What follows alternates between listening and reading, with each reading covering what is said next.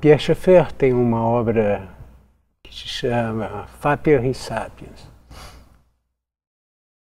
O interessante dessa obra é que que inclusive é apresentado pelo grande paleontólogo francês Yves Coppin.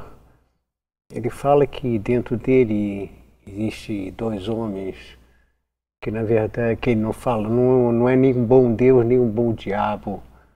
É aquele que raciocina e aquele que faz. Aquele que faz, o que fabrica, ele se ocupa, ele intuitivamente vai fazendo as coisas. E tem aquele que reflete sobre o que faz, o que vai fazer. O interessante é que neste livro a conclusão que ele chega é o seguinte: o Sapiens, o que raciocina, o homem cartesiano, ele na verdade nada mais, nada menos que passa de ser um marqueteiro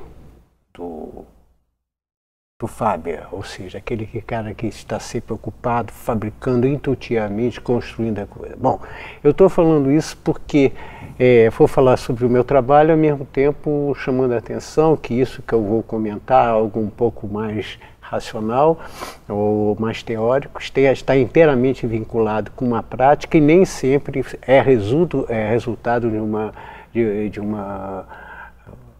pensamento racional, muito intuitivo. Bom, vocês já ouviram a primeira parte, essa peça chamada Trenzinho Caipira, e da maneira como eu toco.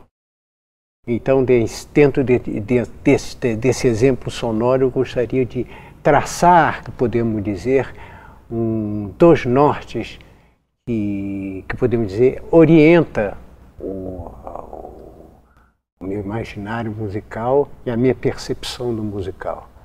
De uma parte, nós temos o Tratado dos Objetos Musicais, da qual eu me baseio no solfejo dos objetos musicais ou no solfejo experimental, e de uma outra parte complementar seria a questão da percepção do mundo, ou seja, da percepção do que é real.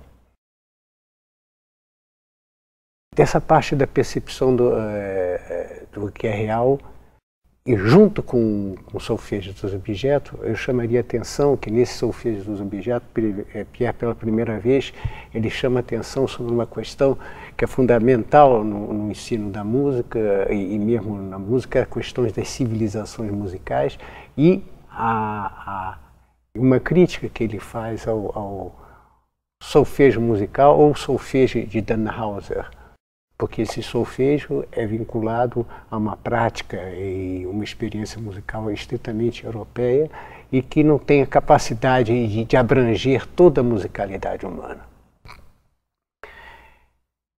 Inicialmente, ao você escutou esse trabalho sobre Villa-Lobos, a primeira coisa que eu gostaria de chamar a atenção é que eu trabalho elas primeiro dentro de um ritmo que chama-se unitário, não binário, muito utilizado nas culturas chamadas africanas, e aqui no Brasil, por exemplo, a Mangueira utiliza, chamado surdo. Então você vai ver a batida do ritmo, não pá, pá, mas pum, pum, pum, pum, pum, pum, pum, pum, pum. Na primeira parte após a exposição, nós vemos esse ritmo unitário, bem acelerado, a um compasso mais ou menos que podemos, uma unidade do tempo que podemos dizer de 230 batidas, sem mínima 230, seria. Então vou fazer aqui no piano, na tecla do piano, para você, o ritmo inicial, que trabalha a mão esquerda, que é feito, a batida.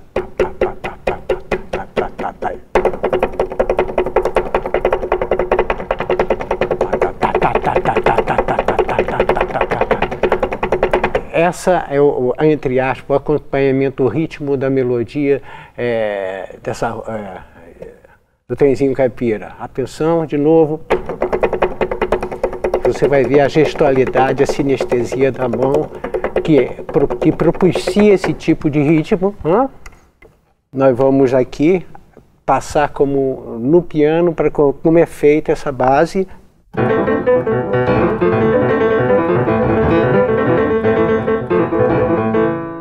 Apenas para ele se lembrar e fica.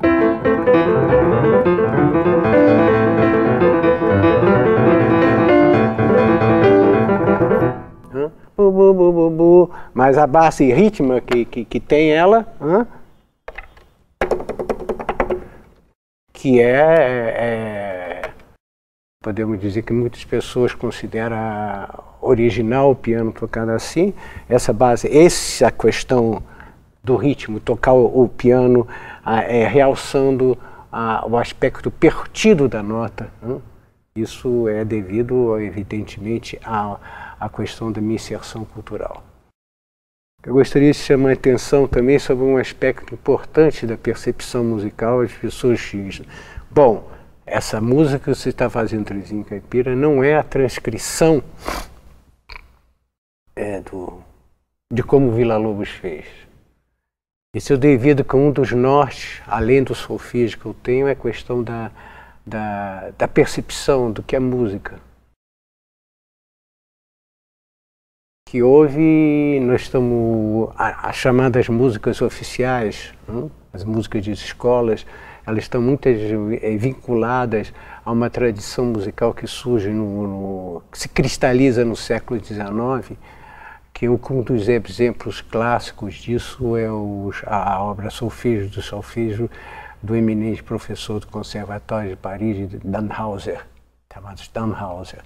Nesta obra ele diz que toda música é um fenômeno nitidamente de autor, o que realmente não é, porque ele desconhecia as civilizações musicais, muitas músicas que trabalham com a questão do ritmo da África e mesmo da Ásia, e que diz que toda música, aí vem um outro aspecto fundamental, que toda música é um fenômeno, ela pode ser escrita,